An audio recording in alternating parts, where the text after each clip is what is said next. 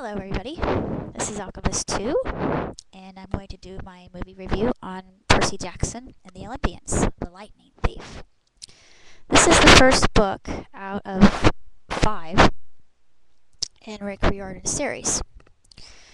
Now it takes a more modern view of Greek mythology, and I for one was not disappointed with this movie at all.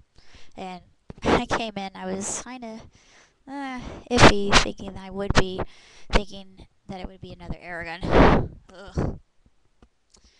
It wasn't, thankfully. I didn't know any of the young actors or actresses that were in this film, but I knew 3 of the actors. One played Chiron, who was Centaur, and he was played by Pierce Brosnan, very handsomely, I might add. And Chiron's character, you love him.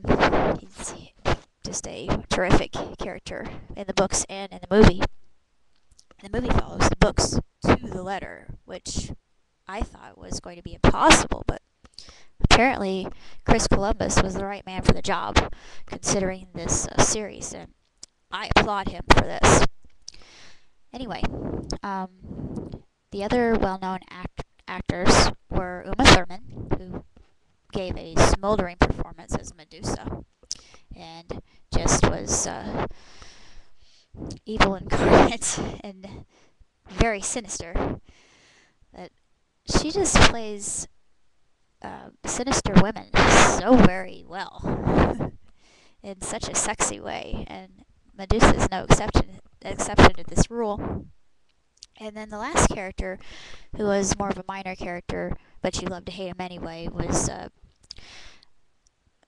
Percy's jackass stepfather, Gabe. And you just want to wring Gabe's neck, because he's such a sexist pig. But anyway, Joey Pantoliano was the man to offer this role to, because if you've ever watched The Sopranos and have seen him play Ralphie, you know exactly what I'm talking about. You just love to hate Ralphie. Anyway, the movie, I would definitely give 2 thumbs way, way, way, way up. 5 stars, if that were possible. And it just is full of action and adventure, and the action's almost non-stop. So you really have to stay awake and pay attention to everything that's going on screen.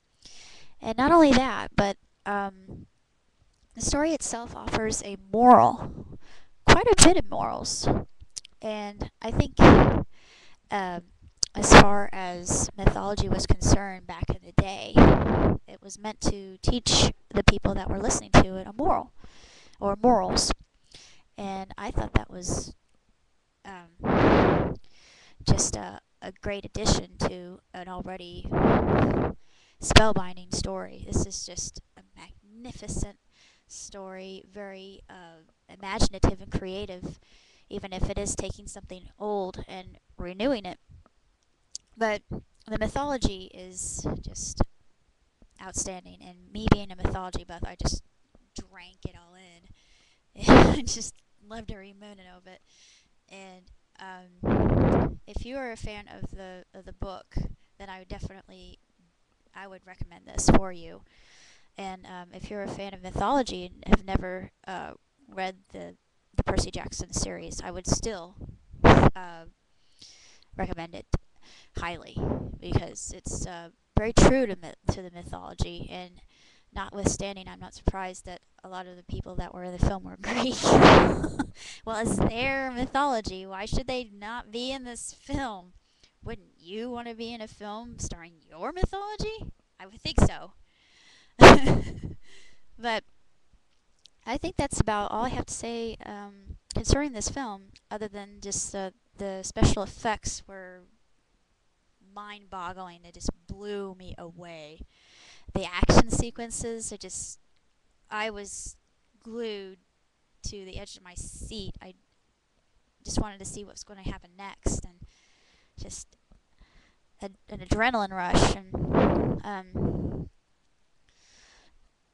it teases you at the end. I'm not going to say why or how, but you are really made to look forward to the second book, which is the Sea of Monsters. And I haven't checked Dark Horizons recently, so I'm not sure if Sea of Monsters is going to be greenlit or not. I'm fingers crossed. Hopefully it will, but don't quote me on that. I'm not sure, but if you want a good resource of what movies are being greenlit, or uh, what is rumored to be greenlit or not, or just general information about movies and TV shows and etc., then I would go there. And I haven't really read anything about Sea of Monsters, so who knows? Fox may not Fox may not produce it, but they'd be foolish not to, because this adaptation, which is the only adaptation there is currently of Percy Jackson itself, I think is the best. But there have been other adaptations to Perseus's story, but I think this is the most accurate. So, if you have seen this movie and have a different kind of perception toward this, and I'd love to hear your comment, and maybe you have maybe you have a gripe about it that maybe I didn't see, but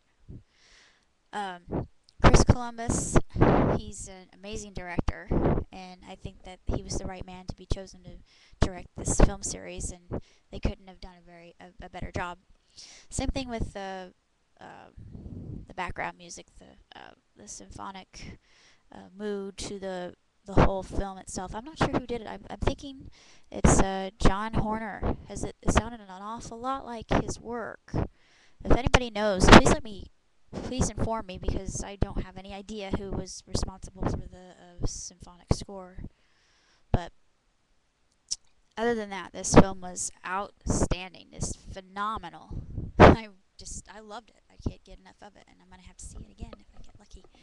But if not, I can wait for it on DVD. So that's all I have for today. Come back when I have another review of a new film that's been out in the theater, or one that's already been out on DVD for a while.